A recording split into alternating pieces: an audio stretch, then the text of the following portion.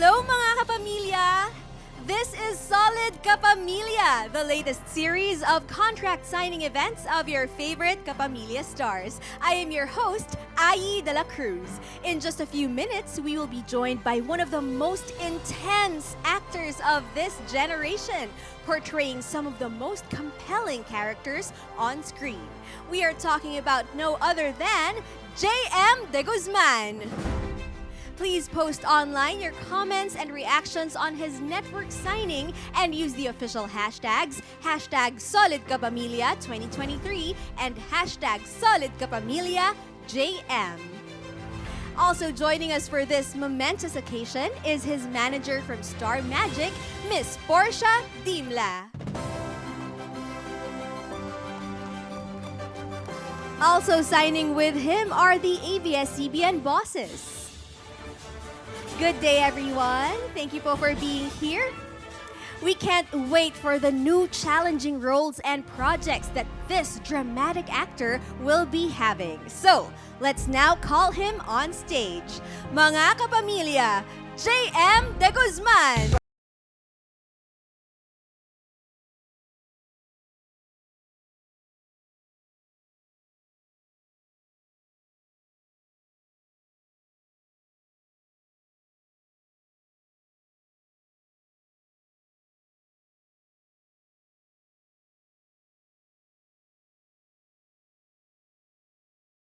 Hello. Hello, kumusta ka naman ngayon? Okay naman, kinakabahan.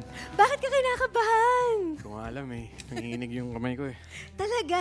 Ay, grabe naman. Pero alam mo, we're so happy for you, JM. Nabalikan lang natin ng kaunti ang iyong naging journey so far bilang isang kapamilya. Marami ka ng challenging roles na ginampanan. Pag sinabing JM De Guzman, for sure talagang challenging yan, intense yan. So para sa'yo, ano ang next big challenge for you right now? Siguro ang big challenge for me is consistency sa sarili ko. To better myself every day, to improve, para mas makapag-perform pa na maayos, maka-deliver na maayos. Tama, consistency is key, ika nga nila. Pero sa ngayon, dahil nga, JM, you've been with the Kapamilya Network for some time na. Para sa'yo, how has the meaning of being a kapamilya evolved throughout the years? Nung una kasi parang ang akala ko lang pag-artista lang yung pinasok ko. And yun lang yung meaning sa akin ng pagpasok sa ABS and pagiging isang kapamilya. Pero nag-evolve siya sa akin na nabigyan niya ako ng purpose na kung ano man yung natatanggap kong tulong o pagmamahal, gawin ko rin sa trabaho ko, gawin ko rin sa kapwa ko. And yun po. Ang ganda, no? May value ng paying it forward. Kung ano yung natatanggap mong pagmamahal at suporta, binibigay mo rin sa iba at sa iyong trabaho. Kaya naman hanggang ngayon, isa kang solid kapamilya, JM. Ngayon naman ay pwede ka nang umakyat sa stage with our ABS-CBN bosses. Go ahead!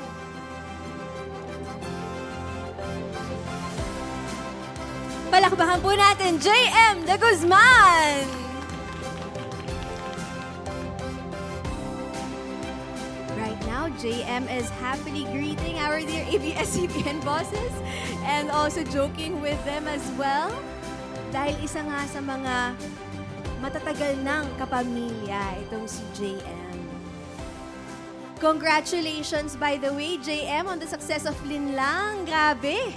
Talagang yung blood pressure namin tumataas pag pinapanood namin ng Linlang. Pero JM, it's now time to renew your ties as a kapamilya. So please, sign the contract.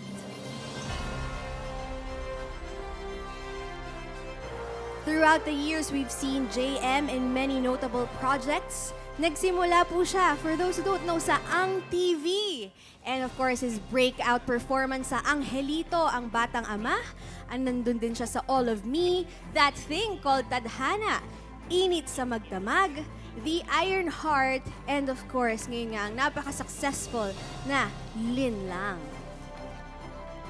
And there you go. The contract has been signed. Once again, our solid kapamilya, J.M. De Guzman. Pero JM, hindi dyan nagtatapos ang iyong contract signing dahil meron kaming inihandang maliit na sorpresa para sa'yo. Saan nga ba nagmumula ang passion of this brilliant actor? Let's watch this. JM, we're so proud of you and I'm sure you're very emotional right now but actually meron pa kaming flowers para sa'yo. Please take this from Tita Cory herself.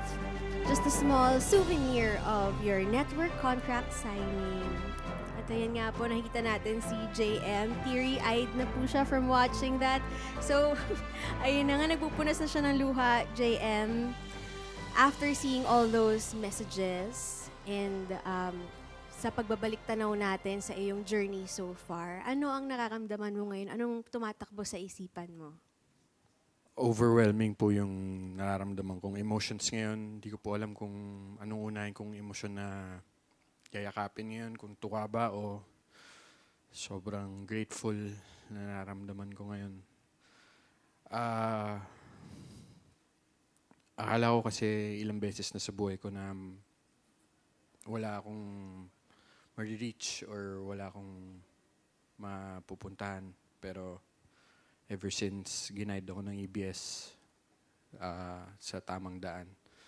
And hanggang ngayon, I'm still so grateful na pinagkakatiwalaan pa rin ako. And I'm here. And ayun po. Of course, nandito lang kami para sa'yo, JM, kahit ano pang pagdaanan mo sa buhay. Now, ito naman, baka may mensahe ka para dun sa mga nagbigay ng message sa'yo, yung mga napanood natin sa VTR. Sa mga kay Matthew, sa kapatid ko, I love you. Pinaalala mo sa akin na laging thank you kay God. Thank you, Lord, for everything. Kay RC, salamat, Tol. Salamat sa mensahe mo. And Kuya Miko, kay Sarge, Enrico, salamat din po. And now that you've just signed your contract once again with ABS-CBN, gaano ba kahalaga na maging isang solid kapamilya pa rin, JM? Baka meron kang mensahe sa iyong ABS-CBN family. Sobrang halaga po. Kasi dito ko nahanap yung purpose ko sa ABS-CBN. Dito ko nahanap kung ano yung dapat kong at kailangan kong gawin sa buhay ko, sa buhay ng ibang tao. And ayun, I will continue to be a better person, better actor every day, and hoping na maka-inspire ng mga kagaya ko na nagdaan din sa pareho kong pinagdaanan. And maging leksyon din sana. Continue being an inspiration and a blessing to everyone. JM, we're so proud of you. And now, let's capture this moment in pictures. May we request everyone to please stand for our group photo with our bosses and of course our solid kapamilya, JM De Guzman.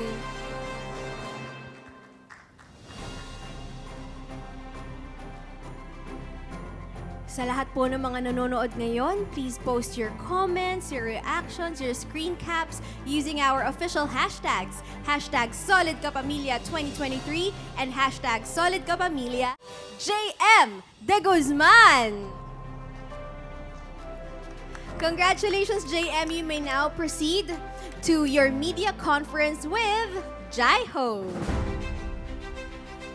Maraming salamat, VJ Ai! At ayan talaga naman, oo, may humarang mga kapamilya. Pero siyempre, welcome pa rin sa ating Grand Media Con. Kayo po ay nakatutok sa official YouTube channel ng Star Magic. Ako po si Jaiho.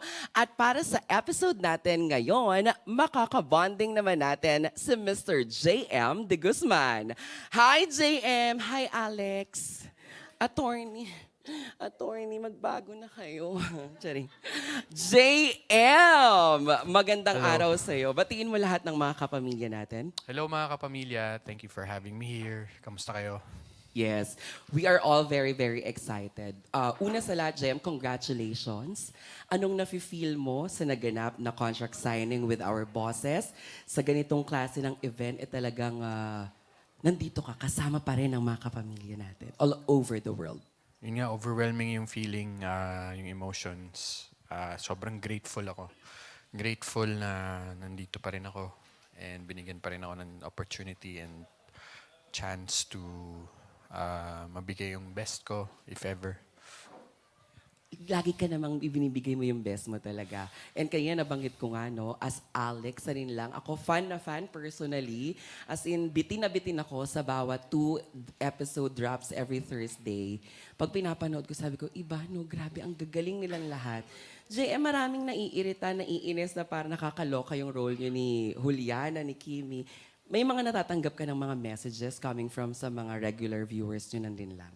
Meron na rin, pati sa labas ng bahay, pag nag-grocery ako, Oo. nanggigigil sila sa akin. Naiinis sila sa akin. Oo. Like, ang ginawa ko sa'yo. Nag-grocery lang ako dito. Tapos, yun nga, napanood nila yung linlang and sobrang affected sila. Super. Ayun. So, nakakatuwa rin kasi na-engage namin yung audience dun sa storya, dun sa storytelling. Question, is it your first time working with the Diamond Star, Maricel Soriano? First time. How was it? Kamusta yung naging working relationship or experience mo kay Miss Maricel? Kasi kaya ako tinanong, di ba sa showbiz, parang lahat gusto magpasampal, gustong maka-eksena siya. Gusto ko rin magpasampal sa kanya. Hindi, sobrang nakakakilig. Hindi ko ma-explain kung ano yung feeling na ramdaman ko nung unang ko malaman na makakatrabaho ko si Miss Diamond Star. Actually, sa set, para lang siyang nanay. Pinupulbuhan niya kami ni Paolo. May pulbo talaga. Pinupunasan niya yung likod namin pag pawis na kami. Tapos pinapakain niya kami ng pagkain na dala niya. Tapos medyo ano rin siya, clingy. Ayaw niya ng pagka after ng mga takes, gusto niya magkakasama kayo sa tent. May bandingan after. Oo, gusto niya yun. Tapos lagi niya rin akong pinapangaralan sa buhay and sobrang package talaga yung experience working with Inay. Hindi lang kasi pag sinabi mo, acting lang yung lalabas sa utak mo, di ba? Pero kung paano siya sa person din. Parang sa serye niyo, hindi pwedeng magkamali, no? Kasi parang bawat eksena, intense eh. Magagaling, mga mabibigat, ganyan. Sa mga sexy or intimate scene niyo ni Kim Chiu, paano niyo pinaghahandaan dalawa yun? Nahihirapan ako doon actually kasi taking my meds. So, yung preparation ko physically, medyo nahirapan ako sa pagpapapayat. Up until now actually, yun yung battle ko ngayon. Pero pagdating naman sa paggawa ng mga scenes, wala naman ako naging problema kasi sobrang professional nila. Lalo na si Kim. Sobrang professional ni Kyla. Sobrang professional din nila. So, give and take. Kaya maganda ang pagtanggap din ng mga manonood. Maraming salamat, JM. Salamat. Hindi pa tayo tapos dahil meron din tayo mga friends from the press na gustong magbigay ng kanilang katanungan para sa'yo. I'll start with Ate Janice na agad-agad. Ayan. Ate Janice na Vida. Ayan, ikaw na agad-agad ang pambungad. Yes. Hi, JM. Congrats. So, Salamat po. another chance, di ba? Oh. Lalo na tinatangkili ka ngayon. Ito nga, JM, recently, meron ka na namang naging post sa iyong Instagram kung saan sinagot sa'yo, mo yung mga agad-agad. pambabash sa'yo. Gusto ko lang malaman, how do you feel na despite pinakita mo na yung talent mo sa acting, yung lahat ng best mo, parang yung mga bashers ang nakikita pa rin nila is yung hindi ka makawala dun sa stigma of the past. Stigma. Yun naman po talaga yung up until now pinaglalaban ko. Dahil hindi naman lingit sa kaalaman nyo na yung pinagdaanan ko, naging open naman ako, naging honest naman ako sa journey ko. And malakas talaga yung stigma against it sa mga taong katulad ko. Pero hindi ako nagpapapekto, sumusuko sa ganun-ganun lang. Dahil alam ko yung hirap na pinagdaanan ko sa recovery ko. Alam ko yung struggles. mas matindi pa dun ng ilang beses sa pambabash. So yan na yung parang ngayon ang inspiration mo para hindi na balikan or hindi na matempt kung ano man yung mga nangyari in the past. Opo. Ayan.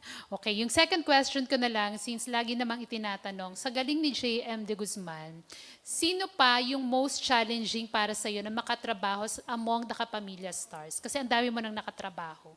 Ang dami pa po. Si Sir John Narcilia, gusto ko po sana siya makatrabaho.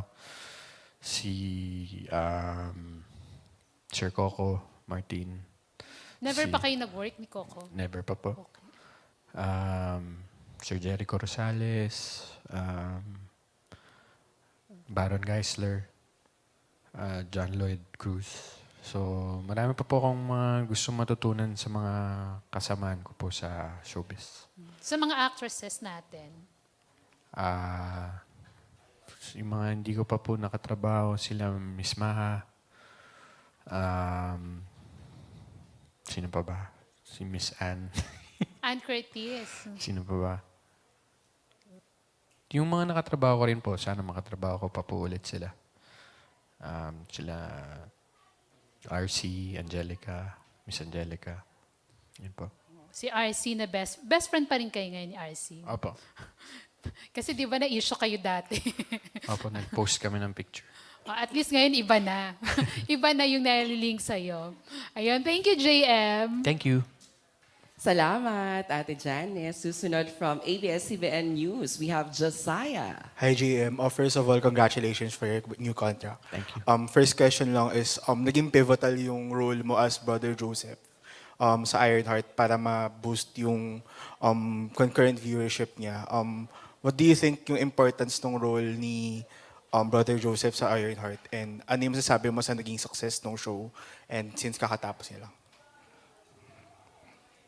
Sa tingin ko, una yung sa success ng show, sobrang pagtapa ko pa lang talaga sa set ng Ironheart, iba.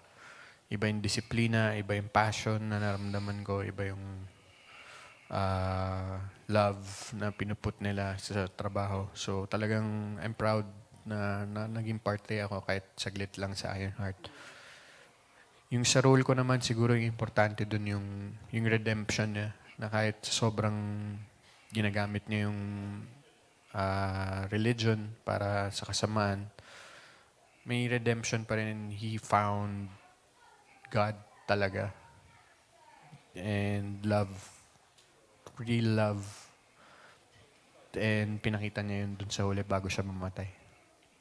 Next na lang is yung about your role in Linlang.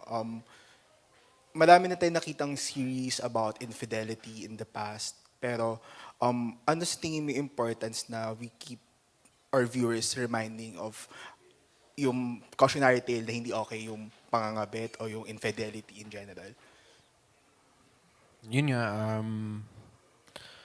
sa social media ngayon, madalas na parang naku-crucify yung mga nag-i-infidelity.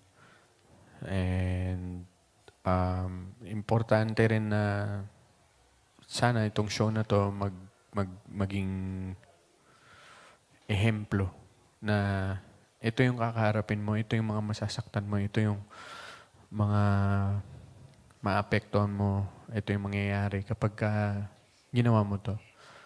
Kasi madali lang gumawa ng isang bagay kapag hindi pinag-isipan. Pagka hindi pinremeditate. So, ayun po. And thank you and congratulations. Thank you. Salamat, Josiah. Susunod from Pep JM. Last question na natin ito para sa'yo.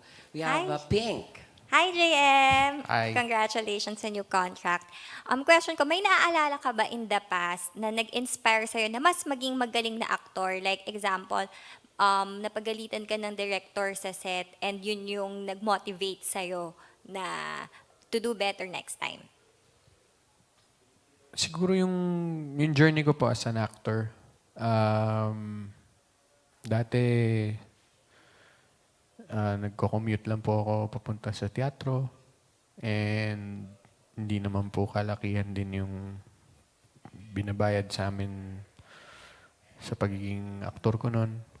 And napapagalitan din ako madalas sa stage, mapaset. And siguro yung nag-inspire sa akin yung mga co-actors ko sa theater.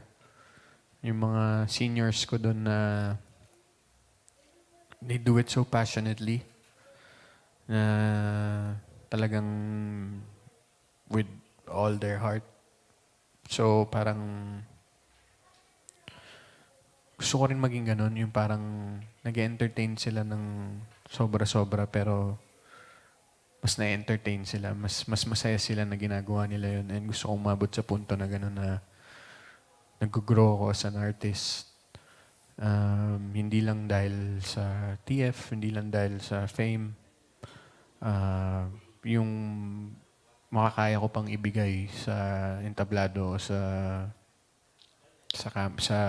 TV or sa screen is ma-improve ko pa. Sino yung tinuturing mo na mentor mo and ano yung payo na ibinigay sa'yo na hindi mo makakalimutan? Ang mentor ko po si Professor Dexter Santos sa UP Diliman. Naging professor ko siya sa acting. And siguro ang pinaka tumatak sa akin na advice sa kanya is humility, to learn always. Laging nandyan dapat. Hindi yung akala mo magaling ka na, akala mo porket matagal ka na, alam mo na lahat. So that meron ka ring humility to learn pa, to learn more, to improve. Yan. Last question. Ano na lang yung nilulook forward mo sa iyong career ngayon na sunod-sunod yung mga binibigay sa'yo na projects ng ABS-CBN, no? Longevity. Sana humaba pa po ako sa height. De, joke lang. Iba yun, JM. Dahil sana humaba pa yung mga roles na bigay sa akin. Marami pa pong challenging roles na mabigay sa akin. And I'm sure, I will make sure na ibibigay ko yung 100% best ko. Thank you. Salamat, Pink. Pep, thank you so much. Pero ito, bago tayo mag-photo op, last question muna. Gusto ko itanong, syempre, di ba hindi lang, done nyo naman na i-shoot yun, tapos na. Done nyo na i-shoot yun. Pero now that you signed your contract, what's next for JM? Meron na ba agad na mga nakalinya, na mga aabangan sa'yo? Sa ngayon, may binabasa akong mga script Is it for a teleserye or movie? movie. So, hindi ko pa pwedeng sabihin. So, Thank you, JM. Thank you, Jayo. Mga kapamilya, JM de Guzman. Maraming salamat sa mga kaibigan natin from the media na nagtanong para sa iyo. Again, congratulations sa iyong bagong kontrata with ABS-CBN. Sa gitna muna para sa ating photo op. At syempre, maraming salamat din sa lahat ng mga nagsasubscribe, nagpapadala ng mga komento at ginagamit ang ating official hashtag SolidKapamilya2023 and hashtag SolidKapamilyaJM. Abangan niyo pa po ang mga favorite Kapamilya stars dahil we will be dropping more videos sa Star Magic YouTube channel ng Grand MediaCon. JM, salamat! Thank you!